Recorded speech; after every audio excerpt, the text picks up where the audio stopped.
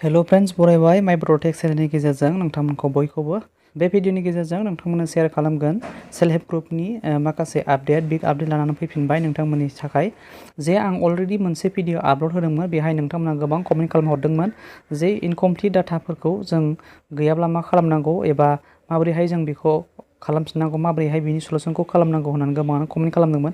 जायफोरा नायजोबदोंमोन बिथांमोना बुजिदों निस्सय, बिनि थाखायनो कमेन्टबो खालामाखै आरो गोबाङानो कमेन्ट खालामदों। नोंथांमोननो बिनि रिप्लाइखौ आं होनो हायाखैब्लाबो बे भिडिअनि गेजेरजों नोंथांमोना आरोबाव क्लियार खालामनानै लानो हागोन। डाटा इनकमप्लिट जानाय बेखौ नोंथांमोना बोरै सलुसन खालामनांगौ आरो लोगोसे मेम्बार्सनि नामा फैयाखै एबा सासे खम बा सानै खम बेफोरबायदि जादों। बेफोरबायदि माखासे प्रब्लेमफोरखौ जों सलुसन खालामनायनि राहाखौ मोनगासिनो दं। नोंथांमोननि सेल्फ हेल्प ग्रुपनि गेजेरजोंनो नोंथांमोना माखासे बिबानगिरिफोर फैयो, जेरैहाय CRP कमिउनिटि रिसर्स पार्सन जायखौ बुङो CRP, बे CRP बिथांमोनहानो नोंथांमोननो मोनसे फर्म फिलआप खालामनो होगोन आरो गुबुन गुबुन जायगाफोराव नोंथांमोना फिलआप खालामनो मोनबायबो जानांगौ आरो गुबुन गुबुन जायगाफोराव नोंथांमोना मोनथ'वाखैबो जानांगौ। नोंथांमोना मोनगोन। बेफोर गासैबो माखासे डाटा कालेक्सन खालामनाय मोनसे खामानि। बे डाटा कालेक्सन खालामनाय खामानिया जेब्लानो जाजोबगोन एबा कमप्लिटेड जागोन अब्ला नोंथांमोनहा बेनि एमाउन्टखौ मोननायनि लामायाव दंसै एबा मोनसिगोन।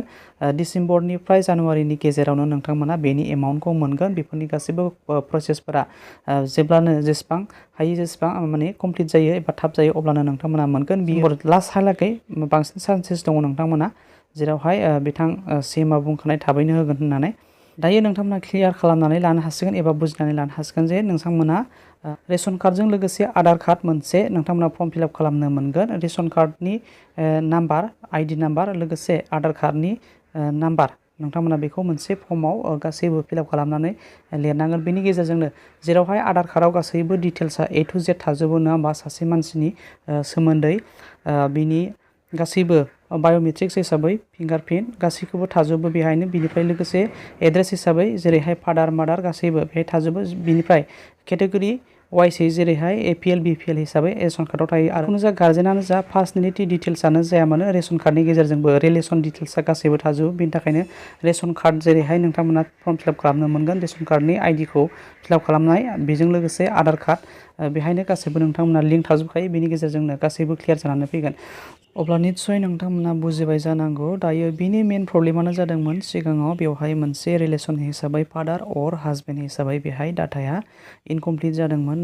बेहाय नोंथांमोना मोननै अपसन एबा सानैनि बेहाय नुनो मोन्दों। गोबाङानो दंजोबो नाथाय बे मोननैयाव गैया। गाहायाव नुनो मोन्दों बेहायबो डाटा नट एभेलेबल बेफोरबायदिमोन। दायो बिनि सलुसनखौ जानो हागौ नोंथांमोना बुजिनो मोनबाय बोरै जागोन। दायो बे भिडिअनि गेजेरजों क्लियार जाबाय निस्सय।